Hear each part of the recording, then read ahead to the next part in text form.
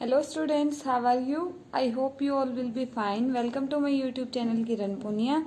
Today we will discuss about the statement question. First of all, we will make equation from the statement, and after that we will draw a graph from that equation. Okay. Our first question is, you know that the force applied on a body is directly proportional to the acceleration produced in the body. आपको पता है कि जो force apply होता है किसी भी body पे वो किसके डायरेक्टली प्रोपोर्शनल होता है? एक्सेलरेशन के। जो भी बॉडी में एक्सेलरेशन प्रोड्यूस होती है उसके डायरेक्टली प्रोपोर्शनल होता है क्या? आपका force. Right an equation two express this situation and plot the graph of the equation. आपको एक इक्वेशन में एक्सप्रेस करना है इस सिचुएशन को, एंड आपकी जो इक्वेशन बनेगी उसका आपको ग्राफ प्लॉट करना है। ओके आपको क्या स्टेटमेंट गिवन है? The force applied on a body is directly proportional to the acceleration. जो फोर्स अप्लाई हुआ है किसी भी बॉडी पे वो डायरेक्टली प्रोपोर्शनल किसके हैं? एक्सेलरेशन के। प्रोपोर्शनल है तो हम यहीं से स्टार्ट करेंगे। Let the force applied be Y units. Force जो अप्लाई हो रहा है बॉडी पे आपको आपने एज्यूम किया वो क्या है? Y units. And the acceleration produced be X unit. जब आपने किसी भी बॉडी पे वाई यूनिट्स फोर्स अप्लाई किया तो उससे एक्सेलरेशन प्रोड्यूस होगी आपकी X units. From the ratio and proportion you can express the fact as. आपको पता है इन्होंने क्या दे रखा था कि फोर्स अप्लाई हो रहा है वो किसके डायरेक्टली प्रोपोर्शनल है? आपके एक्सेलरेशन के। तो क्या लिखेंगे आप? फोर्स था वाई, प्रोपोर्शनैलिटी का साइन किसके प्रोपोर्शनल है? एक्स के। यही होता है ना साइन ऑफ प्रोपोर्शनैलिटी। तो वाई आपका डायरेक्टली प्रोपोर्शनल हो गया किसके? एक्स के। वाई जहाँ पे क्या है? आपका फोर्स, एंड एक्स है वहाँ पे एक्सेलरेशन। बट ये आप साइंस में भी करते हैं। साइन ऑफ प्रोपोर्शनैलिटी हटाते हैं तो क्या आता है? इक्वेलिटी का साइन आता है, और प्रोपोर्शनैलिटी के साइन की जगह क्या आ जाता है? आपका कोई भी कांस्टेंट आ जाता है। तो आपने क्या किया? y इज इक्वल टू क्या आ गया? के एक्स।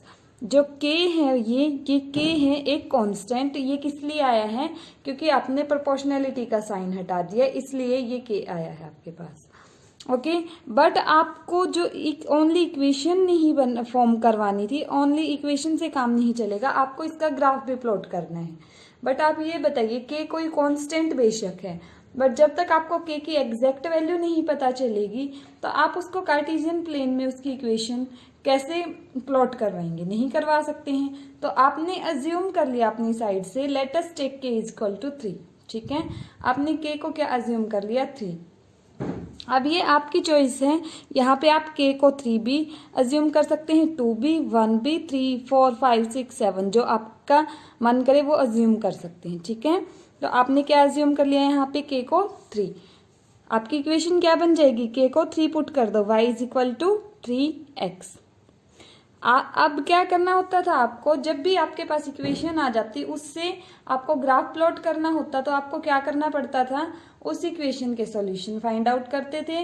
उन जो भी आपके सॉल्यूशन आते थे उन पॉइंट को ड्रॉ करते थे आपके कार्टेशियन प्लेन में, और फिर उनको मीट करवा देते थे और आपकी क्या आ जाती थी? लाइन की इक्वेशन आ जाती थी। ठीक है, यहाँ पे भी सेम करेंगे। y इक्वल टू 3x के सॉल्यूशन निकालेंगे। अब मैंने एक चीज आपको क्या बताई थी? x और y दोनों को आप 0 पुट करके चेक करेंगे ही करेंगे। ठीक है, x को 0 रखिए, x को 0 रखेंगे तो y भी क्या आ जाएगा? 3 इंटू 0 0। x और y दोनों क्या आ गए आपके पास? 0। x और y दोनों 0 है, मतलब आपकी जो लाइन की इक्वेशन होगी कहाँ से पास आउट होगी? ओरिजिन से, क्योंकि ओरिजिन पे ही जो पॉइंट होता है वो क्या होता है? x भी 0 एंड y भी 0। नेक्स्ट आपने चेक किया, x को रखा आपने 2, x को 2 रखेंगे, y क्या आएगा? 3 2 जा 6, x की वैल्यू 2, y की 6। x को रखा आपने -1। ठीक है, तो y कितना आ गया? 3 मल्टीप्लाई बाई -1 -3, x -1, y कितना आ गया? -3। आपने एक पॉइंट और प्लॉट करवा लिया। x की वैल्यू जब 1 रखेंगे आप, y की क्या आएगी? 3 1 जा 3। x की वैल्यू 1, y की वैल्यू 3।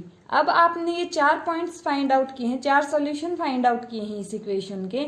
अब क्या करेंगे? इनको ग्राफ पे प्लॉट करवाएंगे। ठीक है, अब ये बनाया आपने अपना कार्टेशियन प्लेन, 0 0 तो पॉइंट कहाँ आता है आपका, ओरिजिन पे आता है 0 0। उसके बाद नेक्स्ट पॉइंट आपने लिया 1 और 3। अब 2 6 को प्लॉट करवा लो, चाहे 2 6 है उससे नेक्स्ट, तो x का डिस्टेंस 2 एंड y का डिस्टेंस कितना 6, कहाँ यहीं पे मीट करेंगे ना, ये पॉइंट क्या बन जाएगा आपका 2 6। नेक्स्ट पॉइंट इज -1 -3, x की वैल्यू -1 एंड y की वैल्यू -3। जब आप मीट करवाएंगे ये यहीं मीट करेंगे, ये पॉइंट क्या बन जाएगा -1 -3। नेक्स्ट पॉइंट इज 1 3, x की वैल्यू 1 यहाँ पे, y की वैल्यू 3 यहाँ पे, दोनों को मीट करवाएंगे तो यहाँ मीट करेंगे। अब क्या करना होता था, उसके बाद ये जितने पॉइंट आए हैं इनको आप एक स्ट्रेट लाइन की हेल्प से क्या करवा देते थे, मीट। ये क्या आ गई आपकी ग्राफ की जो लाइन थी, उस लाइन की इक्वेशन बन गई। लाइन की इक्वेशन थी उसका ग्राफ। किस लाइन का ग्राफ बना है ये, y = 3x का। ठीक है। व्हेन द फोर्स, अब देखिए आप ग्राफ से क्या क्या चीजें पता चल रही है आपको। जब आपका यहां पे देखिए x क्या था आपका, एक्सेलरेशन, एंड y क्या था आपका, फोर्स। अब ये जो पॉइंट है इनसे क्या क्या पता चल रहा है, ये देखिए एक्सेलरेशन 1, फोर्स कितना 3, एक्सेलरेशन 2, फोर्स कितना 6, एक्सेलरेशन 0, फोर्स भी कितना 0। ठीक है, यही है, क्योंकि फर्स्ट कोऑर्डिनेट x का होता है एक्सेलरेशन -1 एंड ये फोर्स -3। जो x का कोऑर्डिनेट होगा वो एक्सेलरेशन को डिनोट करवाएगा एंड y का कोऑर्डिनेट होगा वो फोर्स को डिनोट करवाएगा। ठीक है, यही मैंने यहाँ पे लिखा हुआ है, when the force is 3 unit, acceleration 1 unit. 0 0 लाई कर रहा है ग्राफ पे, इसका मतलब क्या है, फोर्स 0 है, एक्सेलरेशन भी आपकी क्या है 0। Okay, thank you class.